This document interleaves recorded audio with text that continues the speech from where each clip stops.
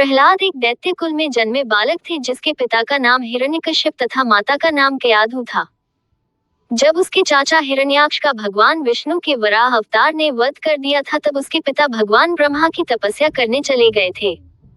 उस समय कयाधु गर्भवती थी और प्रहलाद उसके पेट में थे। हिरण्याक्ष का वध हो जाने और हिरण्यकश्यप के भगवान ब्रह्मा की तपस्या में लीन हो जाने पर दैत्य नगरी शासक विहीन हो गई थी। इसी अवसर का लाभ उठाकर इंद्र व बाकी देवताओं ने दैत्य नगरी पर आक्रमण कर दिया और वहां भी अपना शासन स्थापित कर लिया। उन्होंने कयाधु को बंदी बना लिया था। तब देवताओं के बंदी गृह से देवर्षि नारद मुनि ने कयाधु की रक्षा की थी तथा अपने आश्रम में स्थान दिया था। अब कयाधु देवर्षि नारद मुनि के आश्रम में ही रहती और प्रतिदिन नारद मुनि के द्वारा हरि वचन और कथाएं सुनती। नारद मुनि के वचनों तथा विष्णु भक्ति से अपनी मां के गर्भ में पल रहे अजन्मा प्रहलाद भी विष्णु भक्त बन गए थे। जब उनका जन्म हुआ तब वह विष्णु की भक्ति में ही लीन रहते।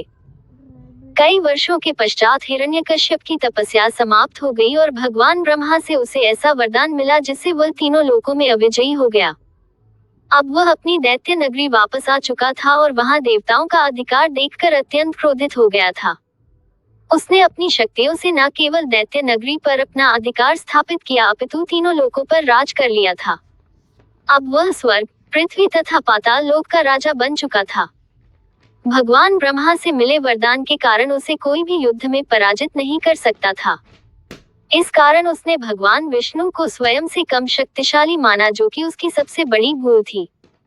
तीनों लोकों में जो भी विष्णु की भक्त करता वह उसे अपने सैनिकों की सहायता से मरवा डालता।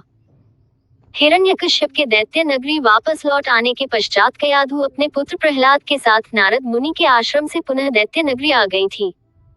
अब यहीं पर सबसे शक्तिशाली दैत्य हिरण्यकश्यप की अधोगति शुरू हुई, क्योंकि उसका स्वयं का पुत्र ही विष्णु भक्त बन चुका था, वह भी देवर्षि नारद मुनि के कारण।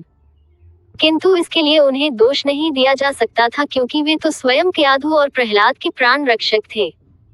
हिरण्यकश्यप स्वयं को सर्वशक्तिमान तथा भगवान मानता था, लेकिन उसका स्वयं का ही पुत्र प्रहलाद हमेशा विष्णु भक्ति में लीन रहता। प्रहलाद केवल 5 वर्ष के थे, तभी से उसके अंदर असीमित ज्ञान था। उसने ही अपने पिता को भगवान मानने से मना कर दिया तथा केवल विष्णु को ही अपना आराध्य माना। अपने पुत्र के द्वारा ही स्वयं को नकारे जाने से हिरण्यकश्यप कुंठित रहता, लेकिन प्रहलाद के मन से वह विष्णु भक्ति नहीं हटवा सका। वह तीनों लोकों में अपने भय से सभी को विष्णु भक्ति ना करने और स्वयं को भगवान मानने पर विवश कर रहा था, लेकिन अपने पुत्र के ही मन में कोई भय ना होने के कारण अपमानित भी हो रहा था। इसके लिए उसने शुरू में बहुत प्रयास किए तथा प्रहलाद को समझाया, लेकिन प्रहलाद ही हमेशा उसे आत्मज्ञान करवा देता था। जब प्रहलाद की भक्ति के आगे उसकी एक ना चली तो अंत में उसने अपने पुत्र को मरवाने का निश्चय किया। जब हिरण्यकश्यप के द्वारा अपने पुत्र प्रहलाद को समझाने के सब प्रयास विफल हो गए तब उसने अपने सैनिकों को उसे मारने का आदेश दिया। किंतु जैसे ही उसके सैनिक प्रहलाद को मारने का प्रयास करते, वह भगवान विष्णु का नाम जपने लग जाता तथा हर बार उसके प्राण बच जाते। हिरण्यकश्यप ने अपने सैनिकों को कहा कि अस्त्र शस्त्रों की सहायता से प्रहलाद के शरीर के टुकड़े कर दिए जाए। जब सैनिकों ने उसके शरीर में तलवार, त्रिशूल इत्यादि से प्रहार किया तो वे ये देखकर अचंभित रह गए कि शस्त्र उसके शरीर से आर पार हो गए, लेकिन प्रहलाद के शरीर से एक बूंद भी रक्त की नहीं निकली। शस्त्र उसके शरीर से ऐसे आर पार हो रहे थे जैसे कि वह उसका शरीर नहीं अपितु उसकी परछाई हो। फिर एक बार उसे विषैले सांपों से भरे कारावास में बंद कर दिया गया। चूंकि सर्प के राजा तो स्वयं भगवान विष्णु की शैया होते हैं, इसलिए उन सर्पों ने प्रहलाद को कुछ नहीं कहा, अपितु उसके लिए एक शैया बना दी। एक बार हिरण्यकश्यप ने बड़े बड़े हाथियों के सामने अपने 5 वर्ष के पुत्र को फिंकवा दिया ताकि वह उनके पैरों के नीचे कुचलकर मारा जाए, लेकिन वे हाथी भी उसका कुछ नहीं बिगाड़ पाए थे। प्रहलाद को एक बार भोजन में विष मिलाकर भी दिया गया था, लेकिन उसका भी उन पर कोई प्रभाव नहीं पड़ा था।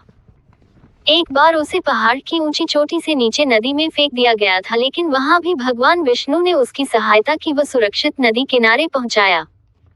इसके अलावा भी हिरण्यकश्यप ने अपने 5 वर्ष के छोटे से पुत्र को मारने की कई बार चेष्टा की, जिसमें उसे समुद्र में जंजीरें बांधकर फिंकवा देना इत्यादि प्रयास सम्मिलित है। प्रहलाद को मारने की मुख्य घटना जो लोग आज भी जानते हैं वह थी होलिका दहन। इसमें हिरण्यकश्यप ने अपनी बहन होलिका को आदेश दिया था कि वह प्रहलाद को अपनी गोद में लेकर अग्नि में बैठ जाए ताकि वह जलकर मारा जाए। चूंकि होलिका को भगवान ब्रह्मा से वरदान प्राप्त था कि वह आग में नहीं जल सकती, इसलिए वह प्रहलाद को लेकर जलती चिता में बैठ गई। चूंकि इस अग्नि में भी प्रहलाद का कुछ नहीं हो सका तथा होलिका जलकर खाक हो गई थी। अंत में भगवान विष्णु ने नरसिंह अवतार लेकर हिरण्यकश्यप का वध किया था तथा भक्त प्रहलाद की रक्षा की थी।